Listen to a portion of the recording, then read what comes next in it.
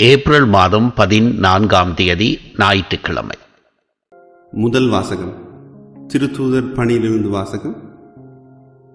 அதிகாரம் 3, இறை வசனங்கள் 13 முதல் 15 வரை மற்றும் 17 தொடங்கி 19 முடிய. அந்நாட்களில் பேதுரு மக்களை நோக்கி கூறியது: ஆபிரகாம், ஈசாக்கு, யாக்கோபு எனும் நம் மூதாதையரின் கடவுள் தம் ஊழியர் இயேசுவை பெருமைப்படுத்தினார். ஆனால் நீங்கள் அவரை புறக்கணித்து பிலாத்திடம் ஒப்புவித்து விட்டீர்கள். அவன் அவருக்கு விடுதலை தீர்ப்பு அளிக்க முயன்ற போதும் நீங்கள் அவரை மறுதளித்தீர்கள். நீங்கள் தூய்மையும் நேர்மையுமானவரை மறுதளித்து கொலையாளியை விடுதலை செய்யுமாறு வேண்டிக் கொண்டீர்கள். வாழ்வுக்கு ஊற்றானவரை நீங்கள் கொன்றுவிட்டீர்கள். ஆனால் கடவுள் இறந்த அவரை உயிரோடு எழுப்பினார். இதற்கு நாங்கள் சாட்சிகள். அன்பர்களே, நீங்களும் உங்கள் தலைவர்களும் அறியாமையினாலேயே இப்படி செய்து விட்டீர்கள் என எனக்கு தெரியும். ஆனால் கடவுள் தம் மெசியா துன்புற வேண்டும் என்று இறைவாக்கினர் அனைவர் வாயிலாகவும் முன்னறிவித்ததை இவ்வாறு நிறைவேற்றினார். எனவே உங்கள் பாவங்கள் போக்கப்படும் பொருட்டு மனம் மாறி அவரிடம் திரும்புங்கள். இது ஆண்டவர் வழங்கும் அருள்வாக்கு. இறைவா, உமக்கு நன்றி.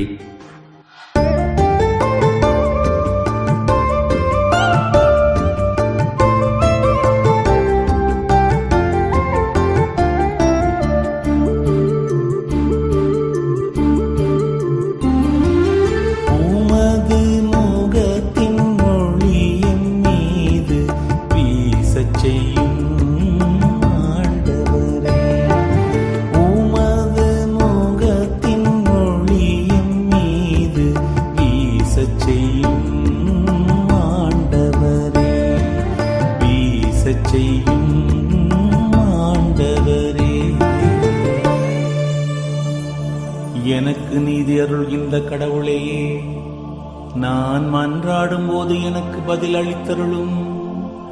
நான் நெருக்கடியில் இருந்தபோது நீர் எனக்கு துணை புரிந்தீர்.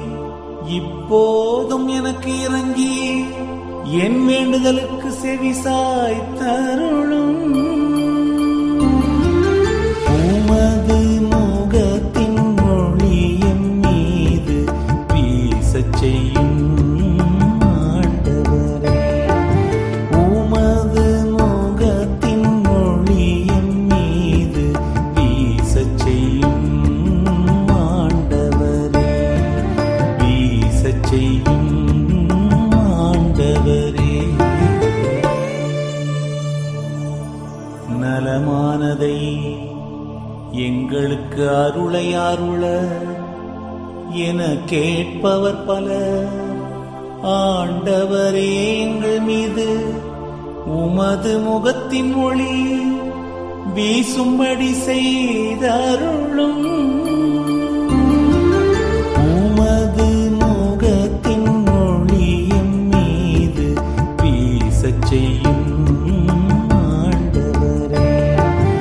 உமது முகத்தின் ஒளி என் மீது வீசச் செய்யும் ஆண்டவரே. வீசச் செய்யும் ஆண்டவரே. இனி நான் மன அமைதியுடன் படுத்துறங்குவேன், ஏனெனில் ஆண்டவரே, நான் தனிமையாயிருந்தாலும் நீரே என்னை பாதுகாப்புடன் வாழ செய்கின்றே.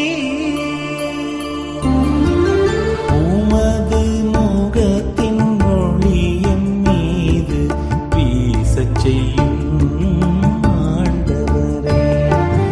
உமது முகத்தின் ஒளி என் மீது வீசச் செய்யும் ஆண்டவரே.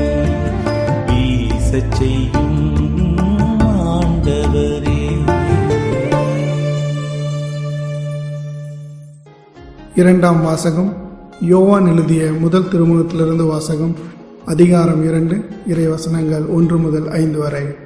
என் பிள்ளைகளே, நீங்கள் பாவம் செய்யாதிருக்க வேண்டும் என இதை நான் உங்களுக்கு எழுதுகிறேன். ஆயினும் ஒருவர் பாவம் செய்ய நேர்ந்தால் தந்தையிடம் பரிந்து பேசுபவர் ஒருவர் நமக்கு இருக்கிறார். நம் பாவங்களுக்கு கழுவாய் அவரே. நம் பாவங்களுக்கு மட்டுமல்ல, அனைத்து உலகின் பாவங்களுக்கும் கழுவாய் அவரே. அவருடைய கட்டளைகளை நாம் கடைப்பிடித்தால் நாம் அவரை அறிந்து கொண்டோம் என்பது உறுதியாக உங்களுக்கு தெரியும். அவரை எனக்கு தெரியும் என சொல்லிக்கொண்டு அவருடைய கட்டளைகளை கடைப்பிடிக்காதோர் பொய்யர். உண்மை அவர்களிடம் இராது. ஆனால் அவரது வார்த்தையை கடைப்பிடிப்போரிடம் கடவுளின் அன்பு உண்மையாகவே நிறைவடைகிறது. நாம் அவரோடு இணைந்து இருக்கிறோம் என அதனால் அறிந்து கொள்ளலாம். இது ஆண்டவர் வழங்கும் அருள்வாக்கு. உமக்கு நன்றி. நற்செய்தி வாசகம். மெசியா துன்புற்று இறந்து 3ஆம் நாள் உயிர்த்தெழ வேண்டும் என்று எழுதியுள்ளது. லூக்கா எழுதிய தூய நற்செய்தியிலிருந்து வாசகம். அதிகாரம் 24 வசனங்கள் 35 48 வரை. அக்காலத்தில் சீடர்கள் வழியில் நிகழ்ந்தவற்றையும் இயேசு அப்பத்தை பிட்டு கொடுக்கும் போது அவரை கண்டு உணர்ந்து கொண்டதையும் அங்கு இருந்தவர்களுக்கு எடுத்துரைத்தார்கள். சீடர்கள் இவ்வாறு பேசிக் கொண்டிருந்த போது இயேசு அவர்கள் நடுவில் நின்று, உங்களுக்கு அமைதி உரித்தாகுக என்று அவர்களை வாழ்த்தினார். அவர்கள் திகிலுற்று அச்சம் நிறைந்தவர்களாய் ஓர் ஆவியை காண்பதாய் நினைத்தார்கள். அதற்கு அவர், நீங்கள் ஏன் கலங்குகிறீர்கள்? ஏன் இவ்வாறு உங்கள் உள்ளத்தில் ஐயம் கொள்ளுகிறீர்கள்? என் கைகளையும் என் கால்களையும் பாருங்கள், நானேதான். என்னை தொட்டு பாருங்கள், எனக்கு எலும்பும் சதையும் இருப்பதை காண்கின்றீர்களே, இவை ஆவிக்கு கிடையாதே என்று அவர்களிடம் கூறினார். இப்படி சொல்லி தம் கைகளையும் கால்களையும் அவர்களுக்கு காண்பித்தார். அவர்களோ மகிழ்ச்சி மேலிட்டு நம்ப முடியாதவர்களாய் வியப்புக்குள்ளாகி இருந்தார்கள். அப்போது அவர் அவர்களிடம், உண்பதற்கு இங்கே உங்களிடம் ஏதேனும் உண்டா என்று கேட்டார். அவர்கள் வேக வைத்த மீன் துண்டு ஒன்றை அவரிடம் கொடுத்தார்கள். அதை அவர் எடுத்து அவர்கள் முன் அமர்ந்து உண்டார். பின்பு அவர் அவர்களை பார்த்து, மோசேயின் சட்டத்திலும் இறைவாக்கினர் நூல்களிலும் திருப்பாடல்களிலும் என்னை பற்றி எழுதப்பட்டுள்ள அனைத்தும் நிறைவேற வேண்டும் என்று நான் உங்களோடு இருந்தபோதே உங்களுக்கு சொல்லியிருந்தேனே என்றார். அப்போது மறைநூலை புரிந்து கொள்ளுமாறு அவர்களுடைய மனக்கண்களை திறந்தார்.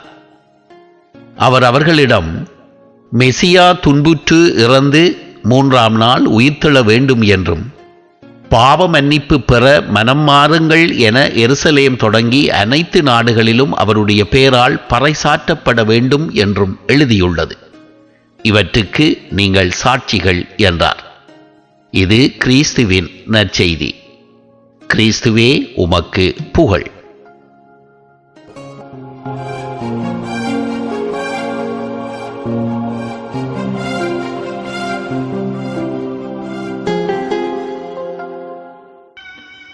அன்புக்குரியவர்களே, திரு அவையில் திருவருகை காலம், தவசு காலம், பாஸ்கு காலம் என்று பல காலங்கள் உண்டு. ஒவ்வொரு காலத்திற்கும் ஒரு சிறப்பம்சம் உண்டு. திருவருகை காலத்தை நாம் தயாரிப்பின் காலம் என்று சொல்லலாம். தபசு காலத்தை நாம் மனமாற்றத்தின் காலம் என்று சொல்லலாம். இந்த ரீதியில் பாஸ்கு காலத்தை நாம் கொடைகளின் காலம் என்று சொல்லலாம். உயிர்த்த ஆண்டவர் வழியாக கடவுள் மனுக்குலத்தின் மீது அளவுக்கு அதிகமான கொடைகளை பொழிவதை வெளிச்சமிட்டும் காலம்தான் பாஸ்கு காலம். இவ்வுண்மையையே பாஸ்கு காலத்தில் வரும் வாசகங்களும் வலியுறுத்துகின்றன. இன்றைய வாசகங்கள் பின்னணியில் உயிர்த்த ஆண்டவர் நம் மீது பொழியும் ஒரு கொடையை நாம் தியானிக்கலாம். இன்றைய முதல் வாசகத்தில் புனித பேதுரு யூதர்களும் யூத தலைவர்களும் வாழ்வுக்கு ஊற்றான இயேசுவை கொலை செய்ததையும், இவ்வாறு கொலை செய்யப்பட்ட இயேசுவை கடவுள் உயிரோடு எழுப்பினார் என்பதையும் சுட்டிக்காட்டிவிட்டு பின்பு இவ்வாறு சொல்லுகின்றார். நீங்களும் உங்கள் தலைவர்களும் அறியாமையினாலேயே இப்படி செய்துவிட்டீர்கள் என எனக்கு தெரியும்.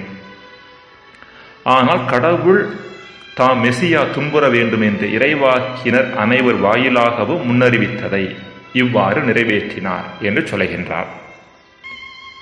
அதாவது யூத தலைவர்களது அறியாமை மற்றும் பலவீனத்தின் வழியாக கடவுள் தான் இறைவாக்கினர்கள் வழியாக முன்னறிவித்ததை செய்து முடித்தார் என்பதுதான் புனித பேதுரு சுட்டிக்காட்டக்கூடிய செய்தியாக இருக்கின்றார். மனித பலவீனத்தின் வழியாக கடவுள் செயல்பட்டு தனது திட்டத்தை நிறைவேற்றுகின்றார் என்கிற உண்மையானது இங்கு பிரதிபலிக்கப்படுகிறது. பரிசேயர்கள் மற்றும் தலைமை குருக்களின் பலவீனம் அகந்தையும் பொறாமையும்.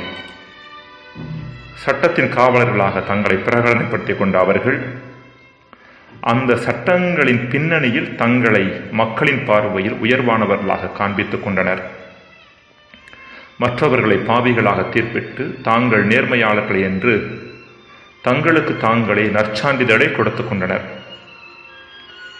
இறைமகன் இயேசு இப்படிப்பட்ட வெளிவேடத்தையும் போலித்தனத்தையும் மக்கள் முன் உரித்து காட்டினார். அவர்களின் நோக்கம் சட்டத்தை காப்பதல்ல, மாறாக தங்களையே உயர்வானவர்களாக காட்டிக்கொள்வதுதான் என்பதை எடுத்துரைத்தார்.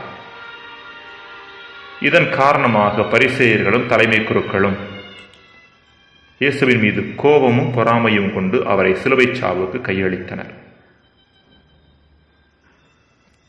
வேறு வகையில் சொல்லப்போனால் பரிசேயர்களின் பலவீனமே இயேசுவின் சாவுக்கான முக்கியமான காரணம். இருப்பினும் இப்படிப்பட்ட பலவீனத்தின் வழியாக கடவுள் செயல்பட்டு இயேசு வழியாக இந்த உலகை மீட்டார் என்கிற செய்தியை தான் புனித பேதுரு சுட்டிக்காட்டுகின்றார்.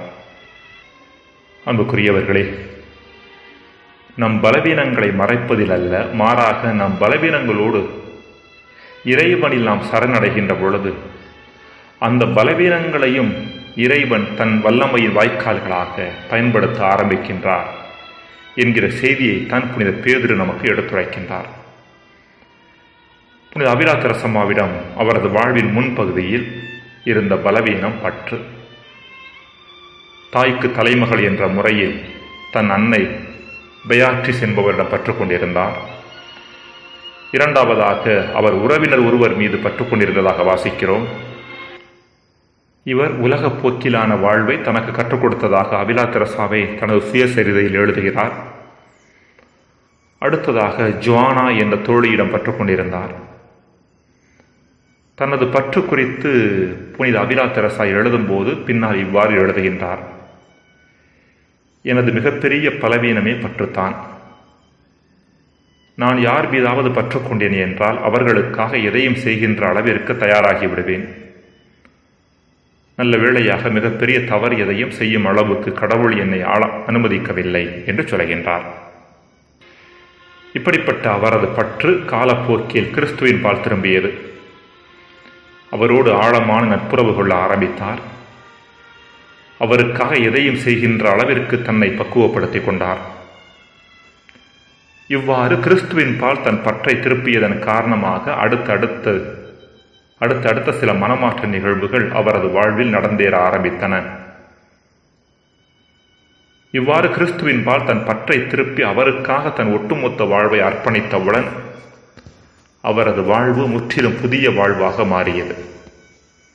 தான் சார்ந்திருந்த சபையை புதுப்பிக்கும் பணியில் முழு மூச்சோடு இறங்கினார்.